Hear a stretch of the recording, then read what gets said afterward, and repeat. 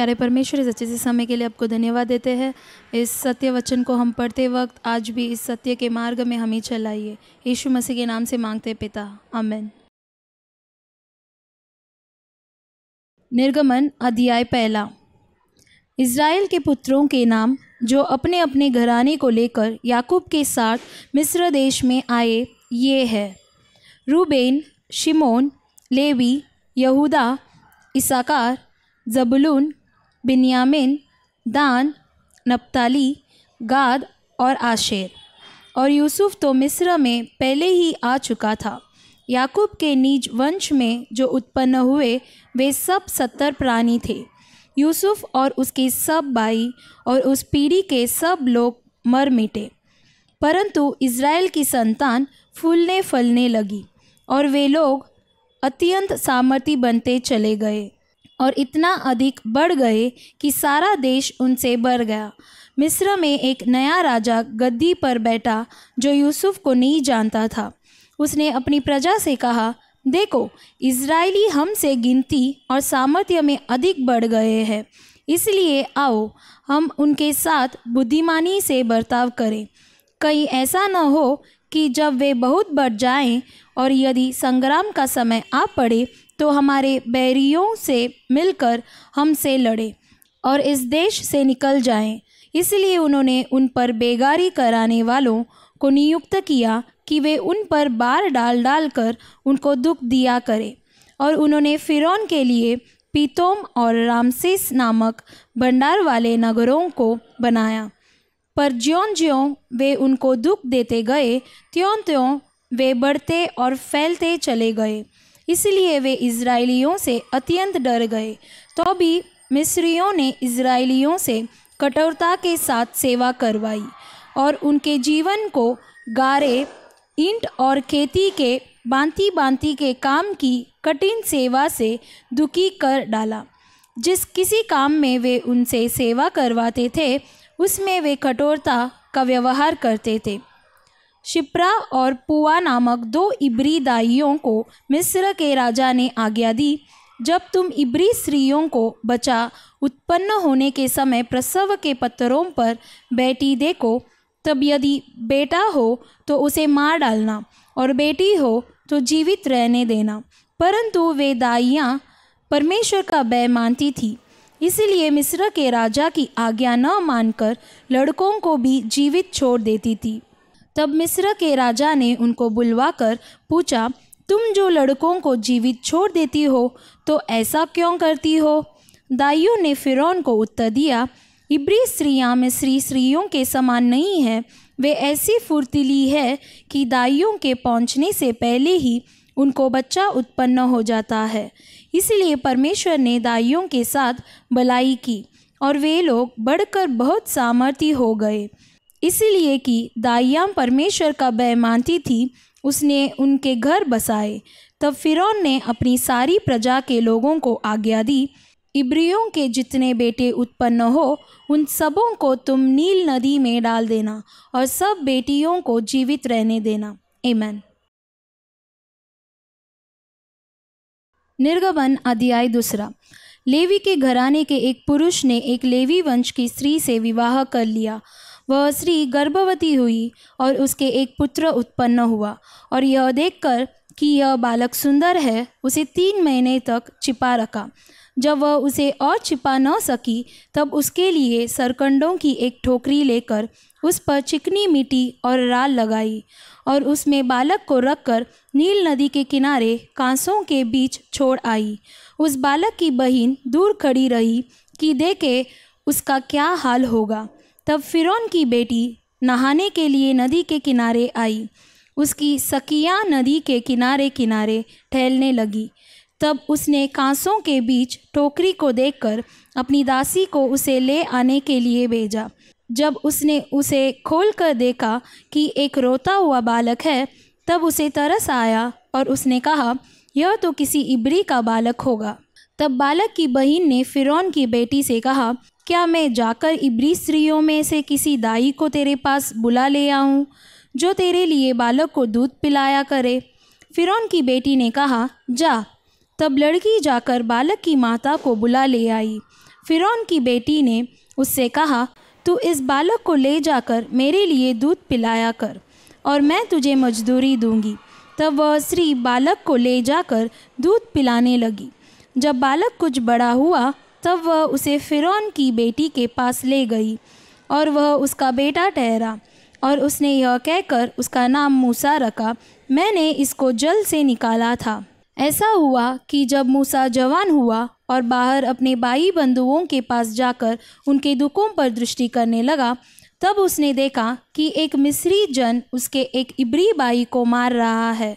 उसने इधर उधर देखा कि कोई नहीं है तो उस मिस्री को मार डाला और बालू में छिपा दिया। फिर दूसरे दिन बाहर जाकर उसने देखा कि 2 इब्री पुरुष आपस में मारपीट कर रहे हैं। उसने अपराधी से कहा, तू अपने भाई को क्यों मारता है? उसने कहा, किसने तुझे हम लोगों पर हाकिम और न्यायी ठहराया? जिस भांति तूने मिस्री को घात किया, क्या उसी भांति तू मुझे भी घात करना चाहता है? तब मूसा यह सोचकर डर गया, निश्चय वह बात खुल गई है। जब फिरौन ने यह बात सुनी तब मूसा को घात करने की युक्ति की। तब मूसा फिरौन के सामने से भागा और मिद्यान देश में जाकर रहने लगा और वह वहाँ एक कुएं के पास बैठ गया। मिद्यान के याजक की 7 बेटियां थीं और वे वहाँ आकर जल भरने लगी कि कटौतों में भर के अपने पिता की भेड़ बकरियों को पिलाएं। तब चरवाहे आकर उनको हटाने लगे। इस पर मूसा ने खड़े होकर उनकी सहायता की और भेड़ बकरियों को पानी पिलाया। जब वे अपने पिता रूबेन के पास लौटी तब उसने उनसे पूछा, क्या कारण है कि आज तुम इतनी जल्दी लौट आई हो? उन्होंने कहा, एक मिस्री पुरुष ने हमको चरवाहों के हाथ से छुड़ाया और हमारे लिए बहुत जल भर के भेड़ बकरियों को पिलाया। तब उसने अपनी बेटियों से कहा, वह पुरुष कहाँ है? तुम उसको क्यों छोड़ आई हो? उसको बुला ले आओ कि वह भोजन करे। और मूसा उस पुरुष के साथ रहने को तैयार हुआ। उसने उससे अपनी बेटी सिपोरा का विवाह कर दिया। उसके एक पुत्र उत्पन्न हुआ। तब मूसा ने यह कहकर, मैं अन्य देश में परदेशी हूँ, उसका नाम गेरशोम रखा। बहुत दिनों के बीतने पर मिस्र का राजा मर गया। इजरायली कठिन सेवा के कारण लंबी लंबी सांस लेकर आहें भरने लगे और पुकार उठे और उनकी दोहाई जो कठिन सेवा के कारण हुई वह परमेश्वर तक पहुंची। परमेश्वर ने उनका कराना सुनकर अपनी वाचा को जो उसने इब्राहिम, इसहाक और याकूब के साथ बांधी थी स्मरण किया और परमेश्वर ने इजरायलियों पर दृष्टि करके उन पर चित्त लगाया। आमीन। मरकुस अध्याय 5। वे झील के पार गिरासेनियों के देश में पहुंचे। जब वह नाव पर से उतरा तो तुरंत एक मनुष्य जिसमें अशुद्ध आत्मा थी कब्रों से निकलकर उसे मिला। वह कब्रों में रहा करता था और कोई उसे सांकलों से भी न बांध सकता था, क्योंकि वह बार बार बेड़ियों और सांकलों से बांधा गया था। पर उसने सांकलों को तोड़ दिया और बेड़ियों के टुकड़े टुकड़े कर दिए थे और कोई उसे वश में नहीं कर सकता था। वह लगातार रात दिन कब्रों और पहाड़ों में चिल्लाता और अपने को पत्थरों से घायल करता था। वह यीशु को दूर ही से देखकर दौड़ा, उसे प्रणाम किया और ऊंचे शब्द से चिल्लाकर कहा, हे यीशु, परम प्रधान परमेश्वर के पुत्र, मुझे तुझसे क्या काम? मैं तुझे परमेश्वर की शपथ देता हूँ कि मुझे पीड़ा न दे। क्योंकि उसने उससे कहा था, हे अशुद्ध आत्मा, इस मनुष्य में से निकल आ। उसने उससे पूछा, तेरा क्या नाम है? उसने उससे कहा, मेरा नाम सेना है, क्योंकि हम बहुत हैं। और उसने उससे बहुत विनती की, हमें इस देश से बाहर न भेज। वहाँ पहाड़ पर सूअरों का एक बड़ा झुंड चढ़ रहा था। उन्होंने उससे विनती करके कहा, हमें उन सूअरों में भेज दे कि हम उनके भीतर जाएं। अतः उसने उन्हें आज्ञा दी और अशुद्ध आत्मा निकलकर सूअरों के भीतर पैठ गई और झुंड जो कोई 2000 का था कड़ाड़े पर से झपटकर झील में जा पड़ा और डूब मरा। उनके चरवाहों ने भागकर नगर और गांवों में समाचार सुनाया और जो हुआ था लोग उसे देखने आए।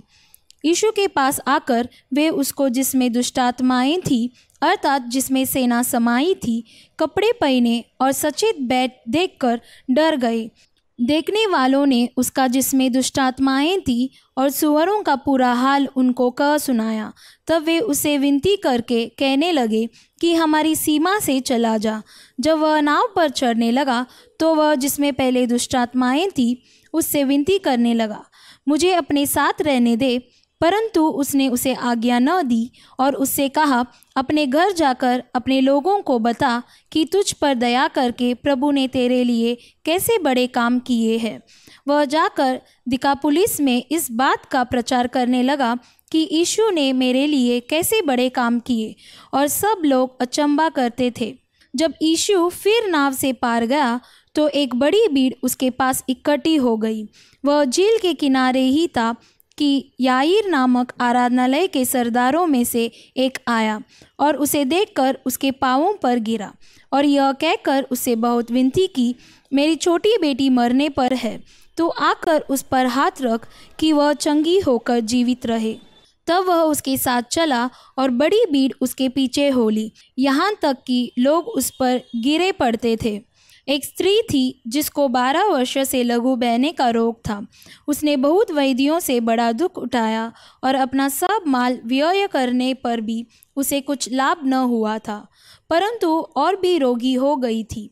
वह यीशु की चर्चा सुनकर भीड़ में उसके पीछे से आई और उसके वस्त्र को छू लिया, क्योंकि वह कहती थी, यदि मैं उसके वस्त्र ही को छू लूँगी तो चंगा हो जाऊँगी।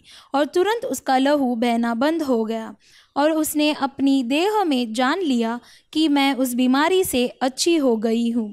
यीशु ने तुरंत अपने में जान लिया कि मुझ में से सामर्थ्य निकली है और भीड़ में पीछे फिरकर पूछा, मेरा वस्त्र किसने छुआ? उसके चेलों ने उससे कहा, तू देखता है कि भीड़ तुझ पर गिरी पड़ती है और तू कहता है कि किसने मुझे छुआ? तब उसने उसे देखने के लिए जिसने यह काम किया था चारों ओर दृष्टि की। तब वह स्त्री यह जानकर कि मेरी कैसी भलाई हुई है, डरती और कांपती हुई आई और उसके पांवों पर गिरकर उससे सब हाल सच सच कह दिया। उसने उससे कहा, पुत्री, तेरे विश्वास ने तुझे चंगा किया है, कुशल से जा और अपनी इस बीमारी से बची रह।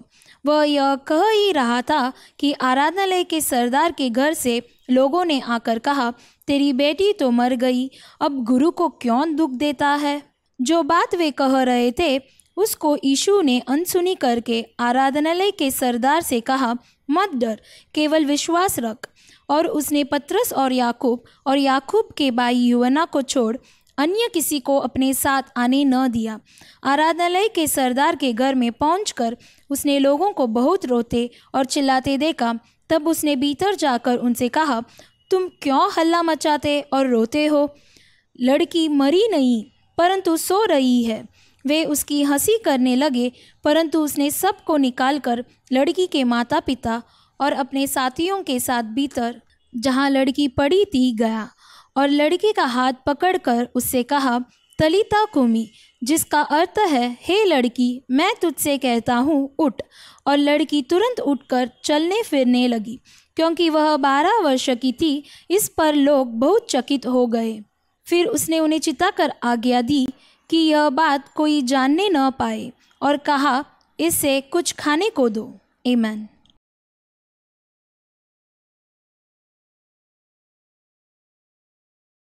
प्यारे परमेश्वर, इस अच्छे से समय के लिए आपको धन्यवाद देते हैं। आज के इस बाइबल वाचन समय को भी आपने आशीषदायक बना के दिया, इसलिए धन्यवाद करते हैं परमेश्वर। जैसे हम पढ़े थे, इज़राइल लोग सामर्थी थे, उसी प्रकार हमें भी आपके सामर्थ से भरिए और उस स्त्री के विश्वास के जैसा हम भी आपके ऊपर अधिक विश्वास रखकर चंगाई पाने के लिए हम प्रार्थना करते हैं। यीशु मसीह के नाम से मांगते पिता, आमीन। God bless you.